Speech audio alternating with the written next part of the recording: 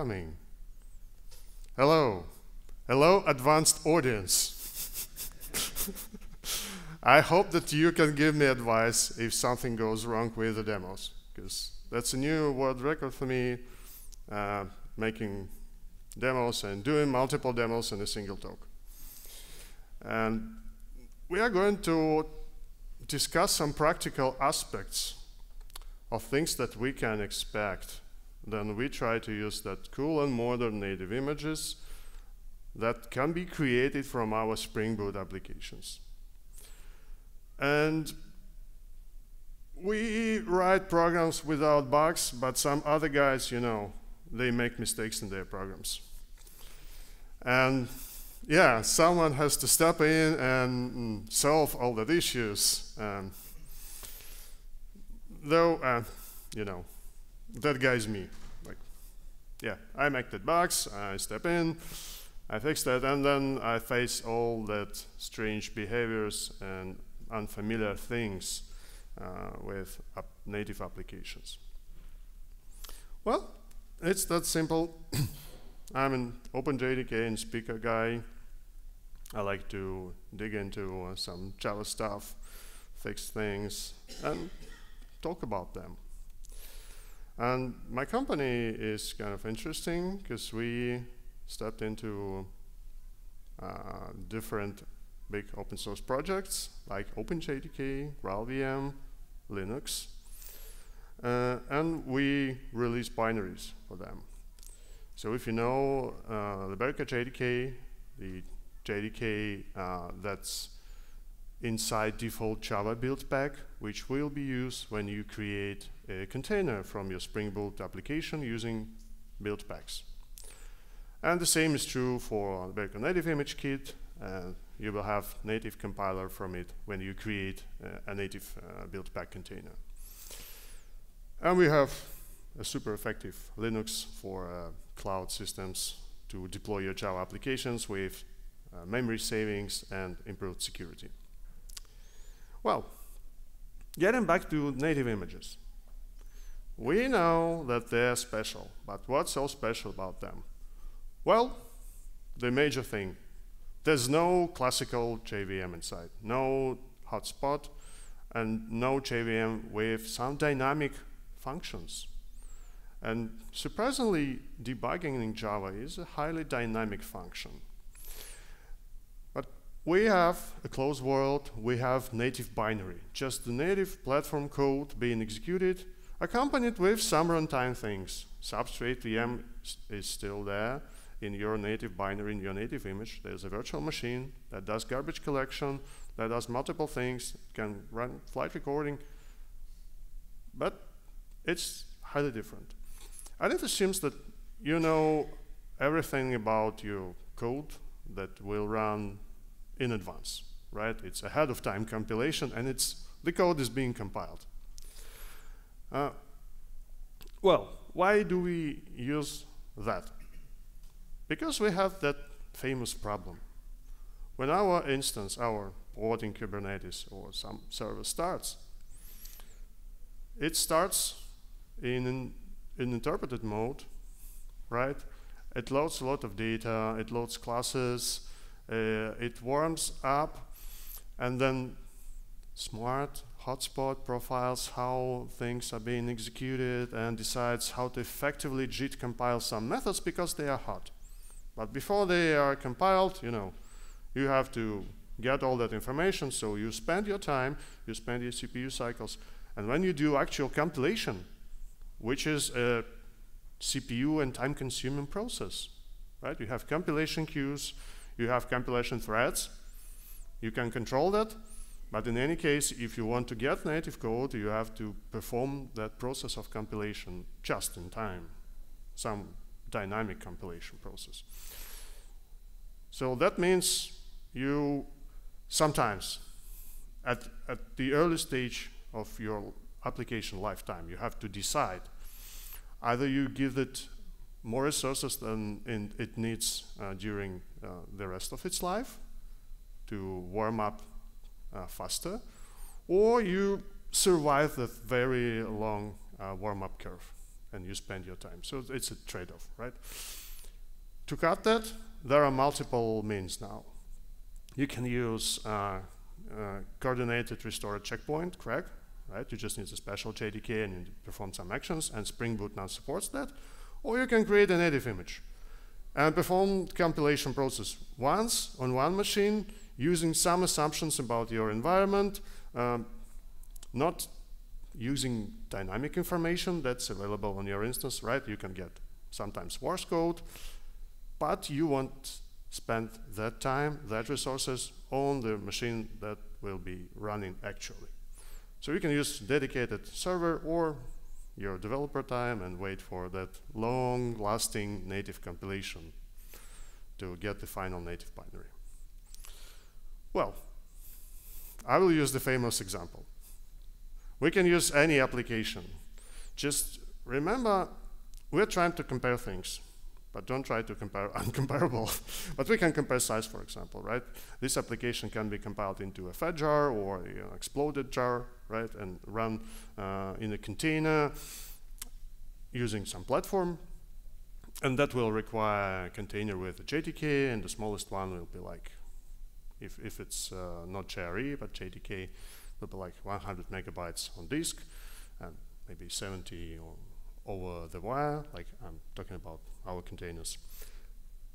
So it will be about 160 megabytes, right, for the entire container.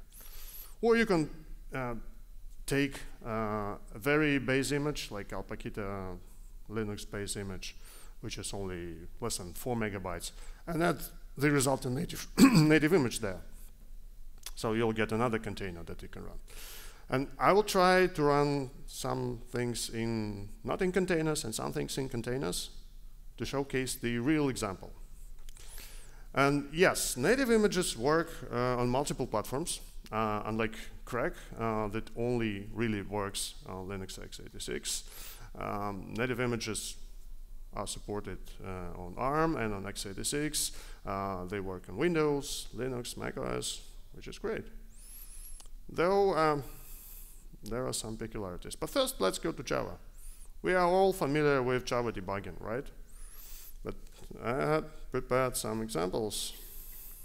Well, so we have an application, this Spring Boot Pet Clinic, created with some of recent versions of Spring Boot. It's like 3 point something. So it supports native compilation. And I will use, well, relatively recent JDKs and native image kit versions to create containers or binaries from it. So in this case, we are going to run it with my host Java, which is, I don't know, 17 or 21 default, maybe 22. So we can run it as a native image on this machine, and we probably won't be able to pass all the debugging options, right? We need other ones. But for Java, for regular Java run, well, we can do things. We can open the port for debugging, right? We can allow access to that port. If we're on Kubernetes or somewhere, we need to provide that access from the outside, so to forward it. And we have other regular ports where application actually works. So it's a different way of starting your application, but we don't need to reassemble it. Though, why don't we need to reassemble the application? Think about it. Okay. Because we have debug information already inside that application. And have you ever created jar files or class files without debug information? Surprisingly, yes, few people know, because surprisingly you can do that. And actually, you can simply specify a JavaC flag to turn it off. But if you do it in your Maven project, what will happen if you pass that flag? Well, not a big difference. You will just corrupt your, business logic classes. They won't contain debugging information, which is not that big amount of data. And all the libraries, all the dependencies will be fetched as is, because no one provides Java libraries without debugging information. And the same is true for standard libraries, right? It's all in there. We are used to it. We have that debug information in our classes. So we can simply start it, right? Somewhere I have, and it should be 8081, right? Is it? Yeah, maybe. Or no. Yeah, I provided the port, right? Let's look at it. Oh yeah, it's here. Okay, I have some owners, but let's start from the very beginning, because I like the picture. All right, let's see owners. Right, it works. Now, I know that there's a function that performs this action. Then I click. I have it in sources. So I can actually try to debug it. And I will use the famous debugging tool, IDE in your command line interface, right? That's what I like. It can be any debugger, right? Any IDE will do the same. Under the hood, it will use some, protocol, JDWP, and to use that, well, nice text commands. So we will ask our JVM to do something. So what we can ask it to do. So some prepared nice demo notes. So let's see. Oh, okay. Let's say stop. So it's the full name of the method. So let's set a breakpoint. Success, because I prepared it. Okay. But let's copy this link, right? Copy link address, and let's kind of hack it and say, please show me the owner that doesn't exist. Kind of, let's simulate an error in this program. Nothing happens because, yeah, the application stopped. And you see the stop thread. Okay, that's normal Java debugging, and we can say locals in the C. You get the owner ID right here. And that's what happens if you normally debug it using graphical buttons. This really happens. So, finally, let's fix it. And we have fixed it.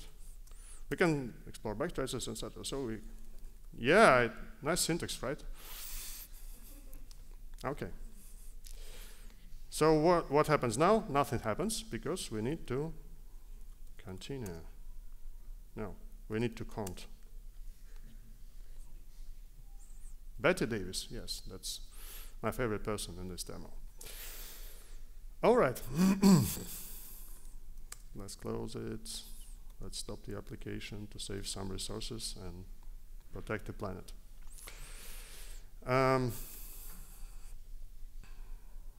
Let's go next. We got through it. So we have first party, which is JVM, right? We have debugging information in that JVM, and we attach to it using port, using socket access. But when we prepare all that, we rely on three important pieces here. We have our sources. We develop. So that's a development machine. That's our host machine, typically, because we want to debug from the machine where we develop. So we are in the two roles here, as a debugging guy and as a developer. Probably that might be like two different machines, right? But they are kind of hosts here. We build our application. And it doesn't matter. It can be Java build or it can be a native build, right? We run some compilers somewhere using tools that exist in that somewhere, and that's the build machine, right? build environment. When we build our artifacts, native or Java, what those artifacts are? Executable code, right? We need it, because that's the main purpose of the build. But also, we archive sources. Like if you take some Maven or Gradle dependency, you'll have that metadata, you will have actual jar files for code, and you will have sources. So you could attach the sources and debug your problems in a wide sense, right? So you can explore what happens under the hood, so you can step with the debugger. You need sources. And that sources must correspond to the version of the library that you run where? On your target system. But on your target system, you don't need those sources, right? Because it's not runnable. You just need your binaries. And if you want to debug your binaries, you must put debug information into that binaries. And binary may be a class file or a native executable, some binary that runs and is executed by the built-in virtual machine and operating system that launches it, or by Java virtual machine, in any case. And you need some some functionality that accepts that connection and interacts with your host, with you, with the developer who debugs the code, right? It can be an agent, like serviceability stuff, or some built-in agent for native image, right? You need it. You need someone to respond to bind to that port. And sometimes you need extra stuff, because it's not enough it's not right sometimes to build it into the application, and that's what I will show you. Like the classical way is to have it outside. And we communicate, right? We connect to that machine. We use some debugging protocol, so we talk to the agent, and agent sends some data to us. And this might be it should be some standard protocol. We must secure it. It's out of the scope of the debugging process itself, right? I mean, debugging a protocol, out of scope of debugging protocol. So we wrap it into some tunnels, into some secure forwarding, whatever it takes, right? It depends on the system and how our deployment is made. And some private networks. So as I mentioned, debug information is stored in our binary along with our executable code, which can be Java bytecode, right? Or it can be native platform code. And for every platform, for the native code, we have its own format of debug information. Nice. They somehow intersect. Like we recently implemented support for debugging on macOS. And that debug information is somehow similar to what we have on Linux, but not entirely. And the protocol again is kind of, yeah, it's the same, but the tooling is different. Surprise. We don't have it with Java, right? We open our IDE, connect anywhere, and in that anywhere runs the same program, and we have the same debugging experience. That's the power of, OpenJDK. But we trade it for some warm-up time. So there are different formats, right? And that debugging information. So in GraalVM project, if you need to support new platform, you go and you implement the debugging information support. And what I can see, like in plugins in IDEs for native debugging, they also do that. So they kind of write parsers for debugging information for binaries to do it themselves. So I mentioned supported platforms for native images in general, but not all of them are equally supported from a debugging perspective. And I would say I'm not sure about how complete is the implementation even for the most well-supported platform, which is obviously Linux x86-64. Though we still have some bits of debugging for every platform, which is great. Though Windows experience won't be nice for you, but you can do it. But probably we really wish to run some Linux containers even on Windows and macOS, right? It depends. So harder for Mac if you want to do cross-development, because you only have to do it in a virtual machine. By the way, we have a nice article on setting it up. But you see, when I talk about complete support, there are many, many, many features that developers actually use when they debug. And in that debugging process, you rely on support and debugging information correctly stored in your binaries. If it's not implemented, if it's not there, that simply won't work. If it's slightly incorrect, you will get strange results. Well, we'll see today. It happens. But basic things you see here, they really work, and it's great. So those are essentials. But really more complicated stuff is more tricky to implement.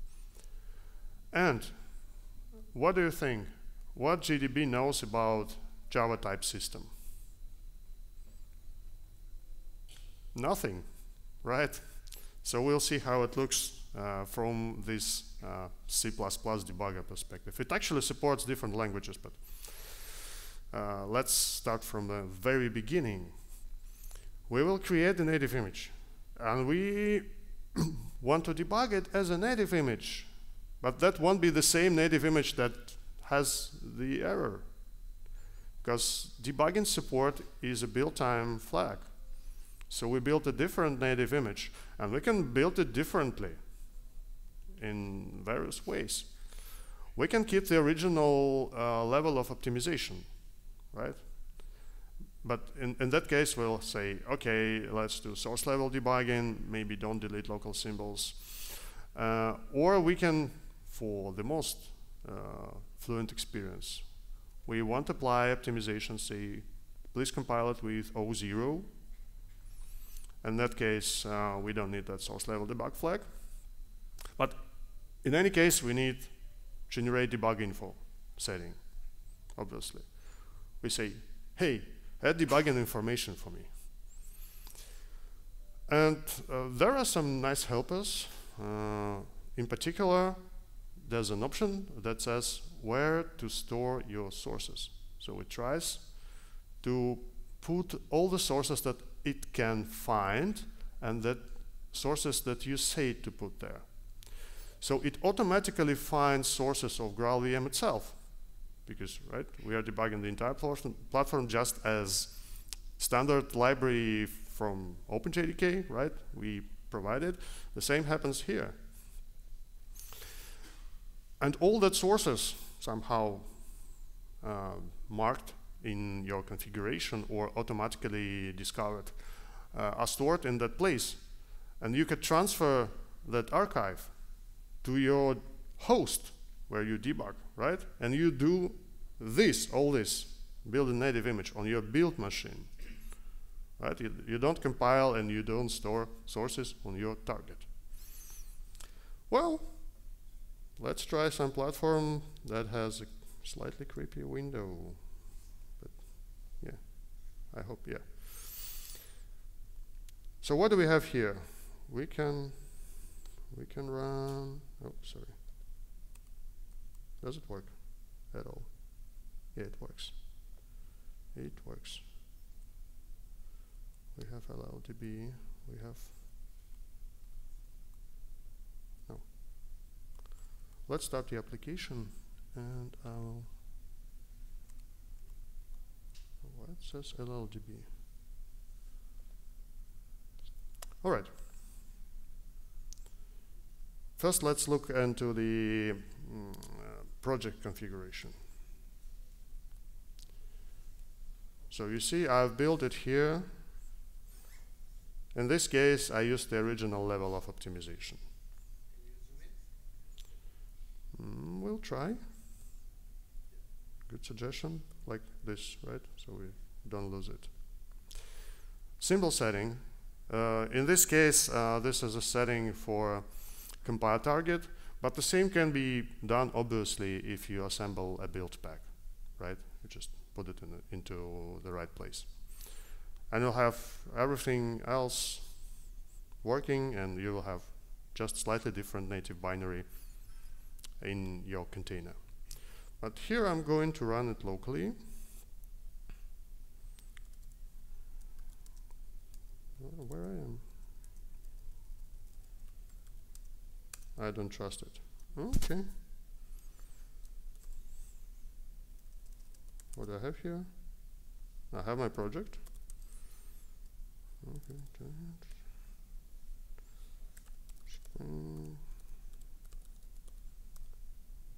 by some chance, the autocomplete doesn't work this time. Will it start? Not sure. Let's see. Let's see.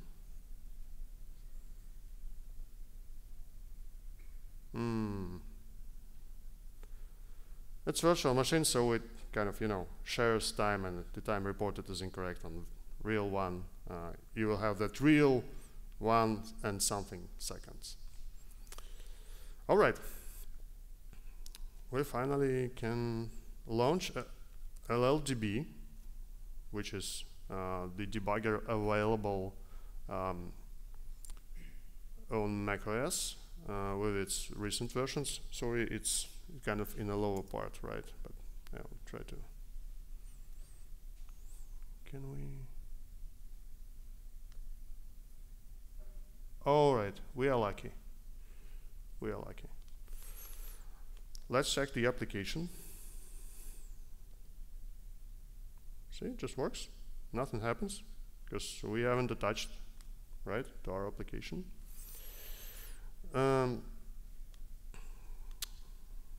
We can check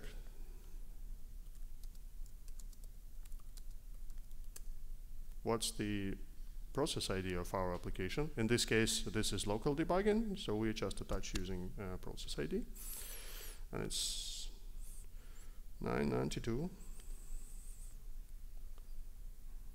We'll see. So we'll have to put an attach command there, which is, what was the ID? Who remembers? 992. Okay. Copy paste works. Fantastic. You see? So this is a kind of modern macOS version. So it automatically asks me, okay, to debug applications, you have to be senior, right?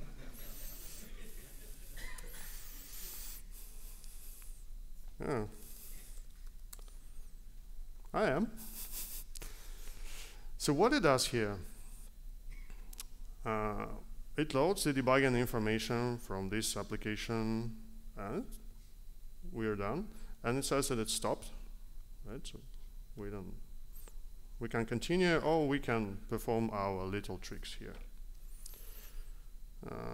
Well, what we can do is to find the same function that we have searched in JDB. Oops. Revealing some secrets. No, that's not it. Should be it. So we search this function by name. Is it big enough? Okay. And it takes some time, though, faster this time. Well, then we need to set the breakpoint. And where do we set the breakpoint? Well, it's LLDB. GDB is slightly smarter here, but we will need this name. Yeah, sorry. But in graphical, in GUI, you won't see it. right? Or in JDB. There's an oldish JDB for Mac, but only for x86.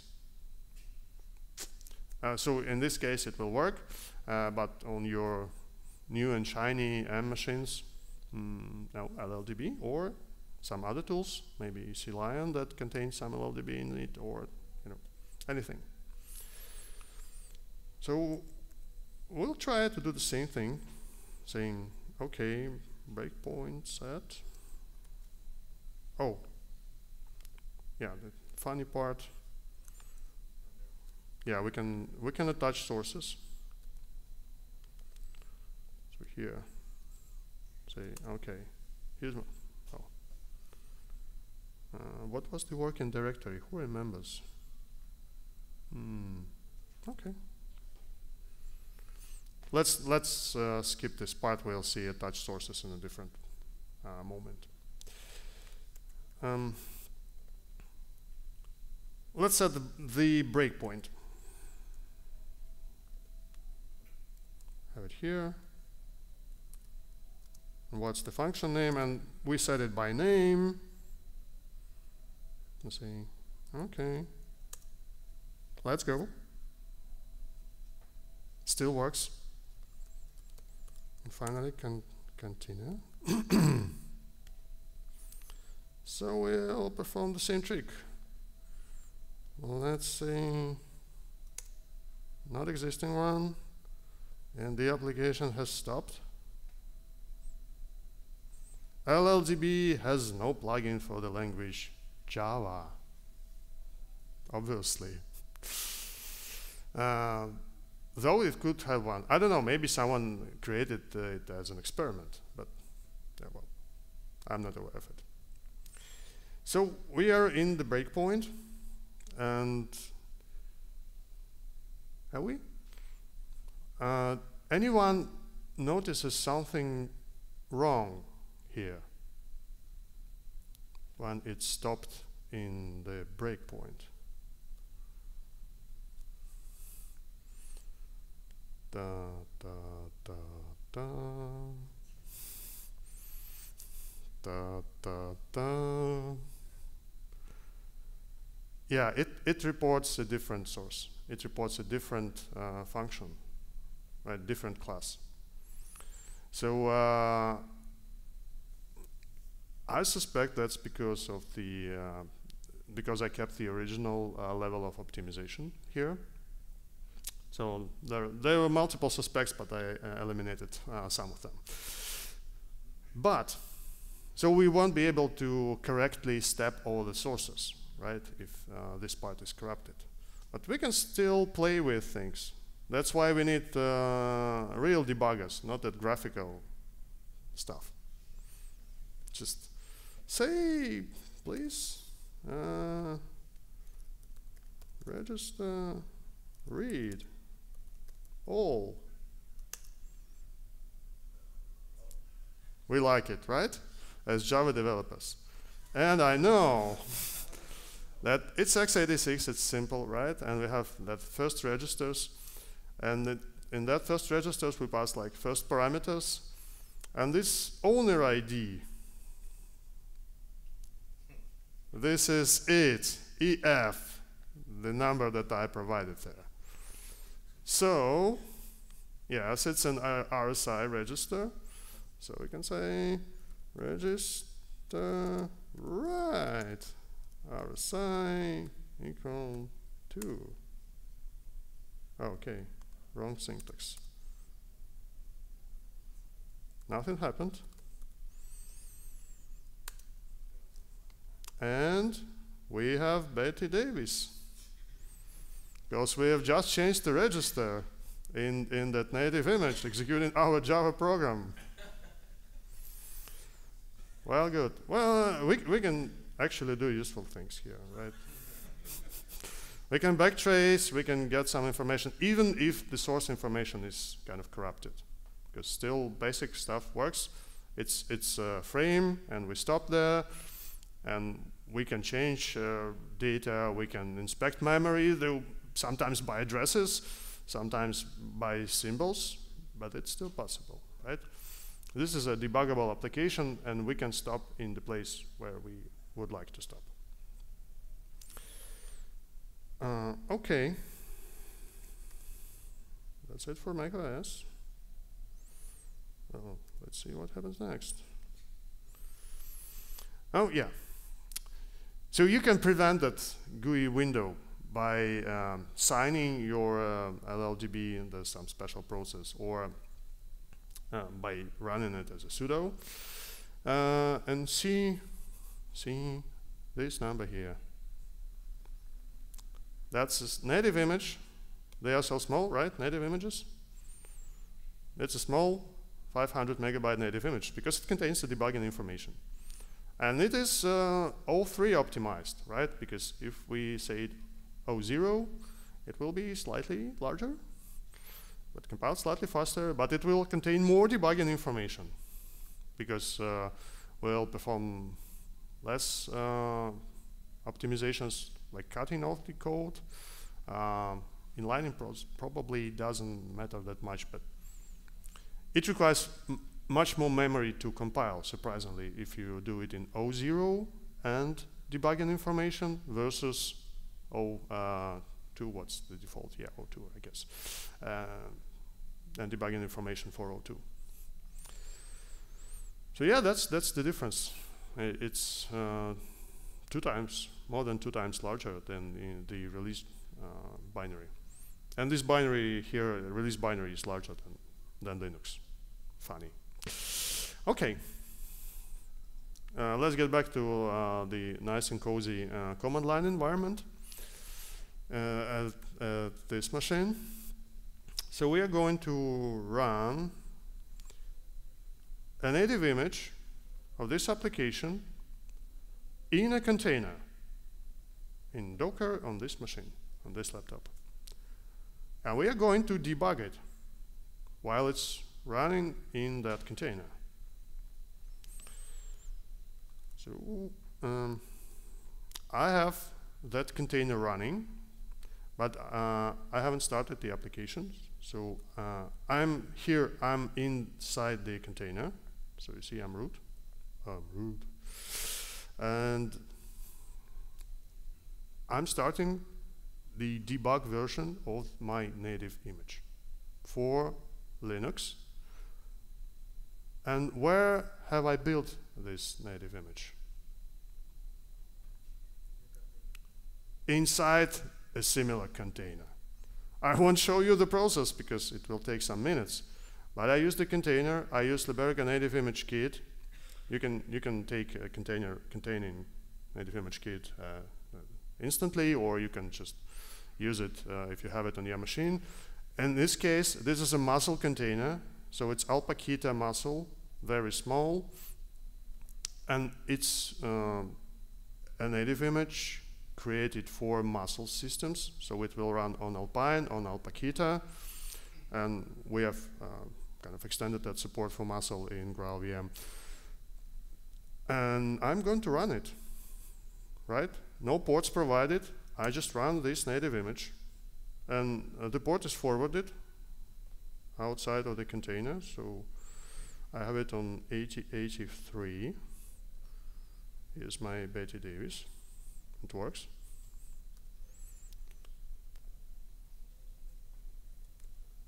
So what do I need to debug it? I need that agent part, and that agent part is GDB server. So in this container, I installed the necessary parts, the GDB server. I say, okay, let's show this process outside on this port, 2354 or 2345. Let's PS. I have a new PID. This is my new PID. It's 142. Now, I have a GDB server inside that container running. I have my application running, so I can connect from the outside. And in this case, the outside will be, what? Will be GDB on this local machine. So it's a different Linux it's a glibc based one, right? We just started the JDB, the debugger. And let's connect. You see target remote. That's the first command. So I connect to a remote system. Though in this case it's on the same machine, in a Docker, it doesn't matter. I can connect anywhere to the internet. And it gets that, debug information from remote target. It says, I will pass it over the wire. I could SSH there, right? But in that case, I will need to have sources on the target machine. I will need, I will need to install GDB, fully functional GDB there. Well, actually did, but there are multiple ways. But that's the way that requires the less intrusion. We just open the port, say, okay, that's the debugging agent, and the JDB is outside. We're in. Not bad. Let's try to find the same function. No, show, oh no. Oh no. Let's, yeah, we'll find it, but we'll do one thing that we skipped on Mac. It takes some time, so it's locally cached debug information in GDB, and we search hash functions.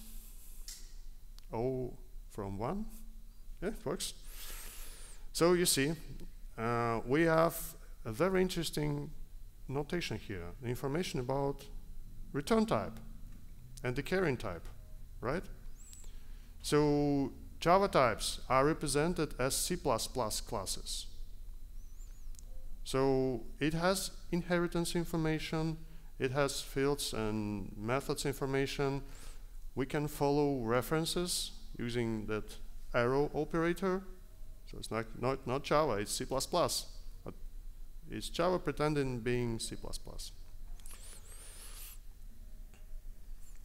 And that type information as a C++ type information can be explored using JDB. And we need to set a breakpoint, which is B, I believe. And we have to provide that name. No magical numbers here, right? JDB shows us nice string representation. And it's even nicer if we keep that local information using that extra flag. So we have the breakpoint. But I want also to add sources. I'll say directory, like target sources. And what's in there, in that sources? I will show you in a moment. These are all sources from all the stuff that I collected to be placed into that sources. That's a list of my dependencies, because I want to debug everything. If it goes to Hibernate, or if it goes to Spring Boot, I want to see my sources. So I have to prepare the sources for my GDB, because, well, who needs anything else? And I will show you some tiny script that helps you to collect that data. But you have to put them as a build argument. Otherwise, you will only have application sources and GraalVM sources. And maybe standard library from JDK. Yeah, I believe so.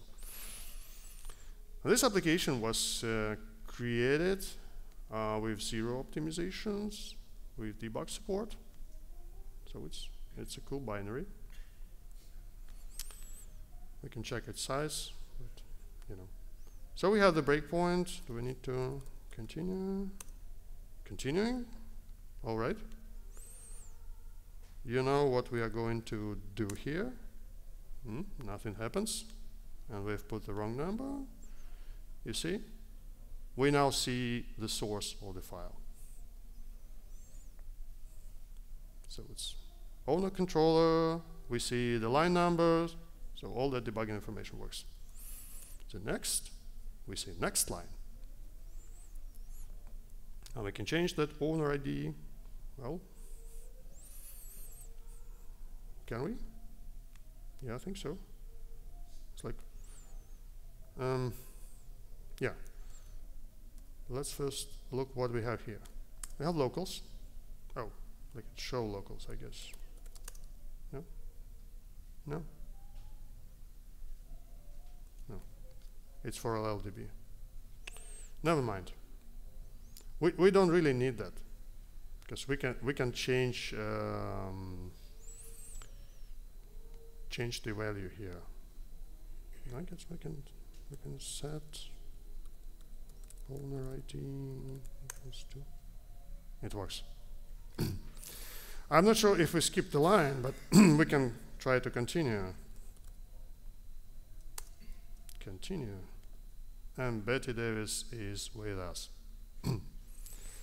All right. So we had that sources. We attached the debugger. And if we stop debugging, we have continue. All right, see. Let's stop. And sometimes when we detach, and in most frequent situation, we have to restart the GDB server if we need to attach to the same process again. But the process keeps running, right?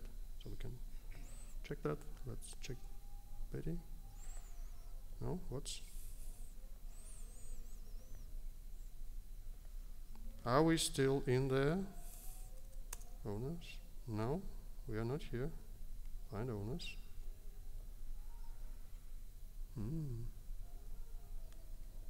Not sure. We're stuck.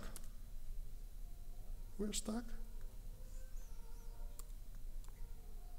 Okay, let's restart the application. Let's restart the GDB. Oh, sorry. Let's find the PID and start the GDB server. It works again. Or does it? Does it? No. Hey, I need my owners.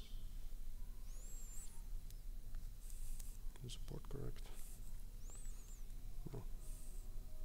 Let's shut down.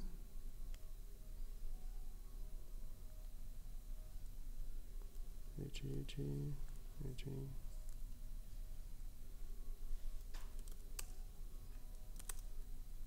Okay, probably. Oh, now it works. Because JDB picked up the newly created GDB server. Like we had a broken connection, and it picked up that it's back.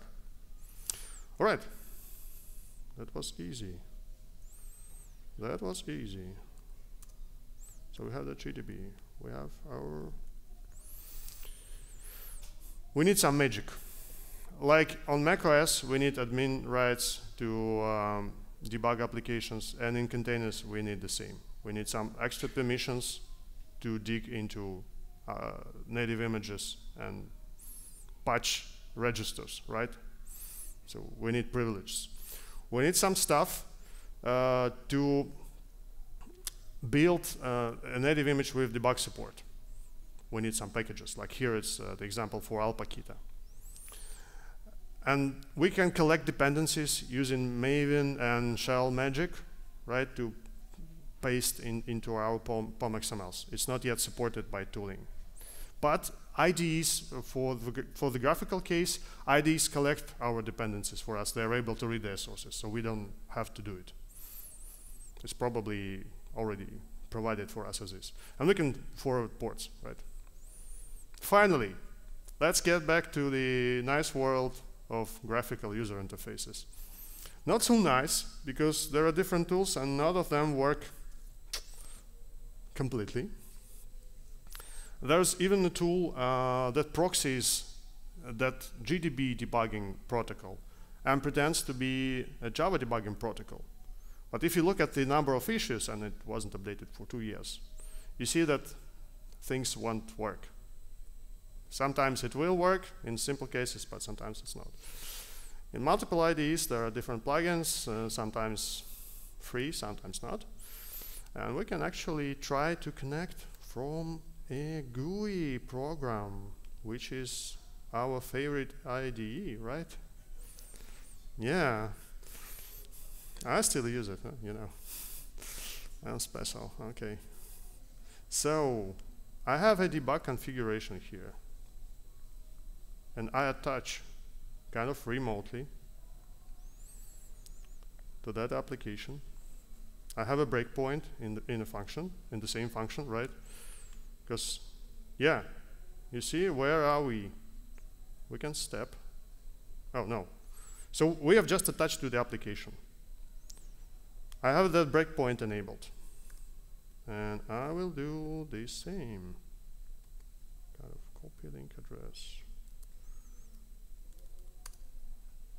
Whoops. We've got into it. We have that. We have the line numbers. We have sources. And we have local variables information.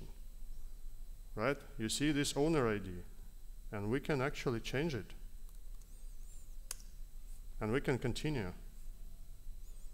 Resume. What happens? We get Betty. And this debug configuration is a remote debug configuration here in Eclipse. I will show you only, probably the major part, is that I added a nature for this project. So this project has C++ nature and C nature to run GDB client to connect. But it shows me my Java sources. That's plain simple. Okay, there are some hints for setting up the debug configuration. It's not that complex. We can do it remotely. We can do it over SSH, and it will be kind of local. So we just SSH there, and we do it locally. But as I said, probably the remote and port case is more kind of natural. So, please try it at home, report bugs to your favorite IDEs, telling, hey, you lost the debugging control part entirely, or hey, no, it doesn't work on Windows, made for Windows. Yeah, it's an interesting experience. We are in the middle of the road, because many things work. We can go through the basic scenarios. We can really, we can get profits from it, right? We do useful stuff. But in fact, you know now what to provide, what level of access, what capabilities, ports you need to provide to your support vendor who will help you to debug your native images. So yeah, common practice, debug with classical JVM, right? As much as you can. If you need that, that means, well, probably you're deeper than you expected. So yeah, some more information in our blog. Probably we'll make a short instruction how to set up all that working debugging thing, and some more. Yeah, thank you, and I will be happy, and I'm waiting for the questions.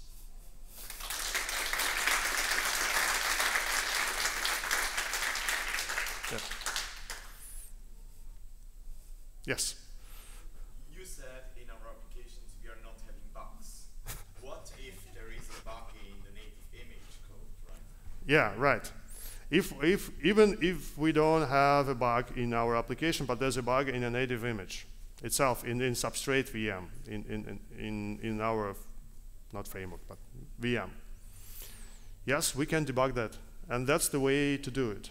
So we include debug information for all that standard inside things, and that's what we are going to fix, actually. So we go and see what's wrong there, because your application bugs, you probably already fixed it using regular Java debug. And yeah, it's debuggable, and there are bugs, of course. Sometimes you can just run, GraalVM as JIT and try to find something there, like if it's a problem in the compiler. But if it's not, if it's in runtime, that's the only choice. You just run it and debug like that, GDB or any C++ ID or Java ID. By choice. Yes. How about stack traces? Stack traces, they work. And they also look like then the Java sources, or? Let's stop it here. Let's attach. Oh, no, yeah. We get the process. We get. No. We need the PID. We have it. Oops. What do we have here? GDB. We don't have it. Let's see it quickly in action.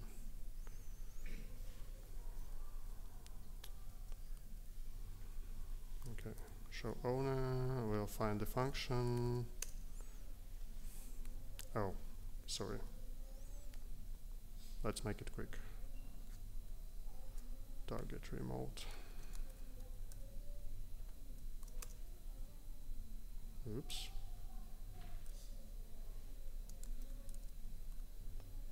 It takes some time, but we'll see how it looks. Yeah.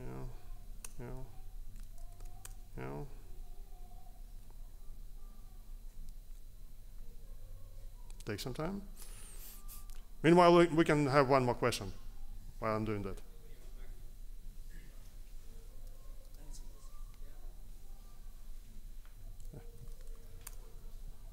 Okay, so we are here. We have breakpoint. One quick question.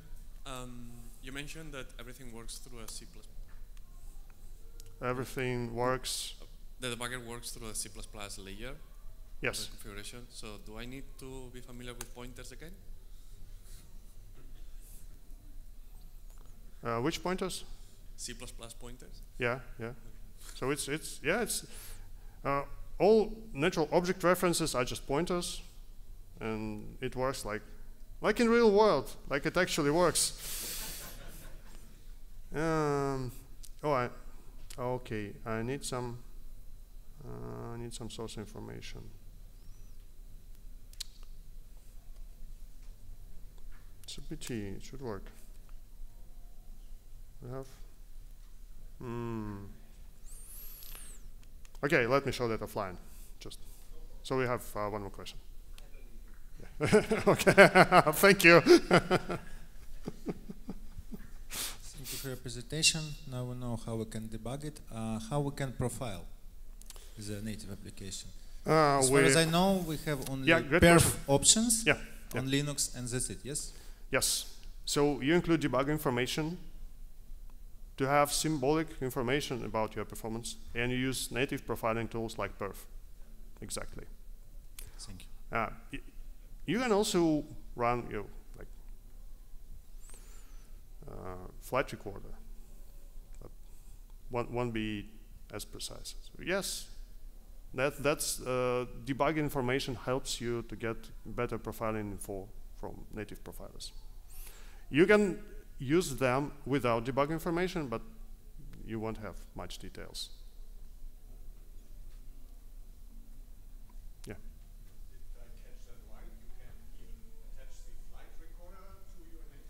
No, in your native image, there's a build flag that says, please include flight recorder, and you will get special native image flight recorder in your native image. Because it's ahead of time thing, you know? Yes. Okay, if no more questions, you can find me somewhere here or on our booth, which is on the ground floor. So thanks again for the attention.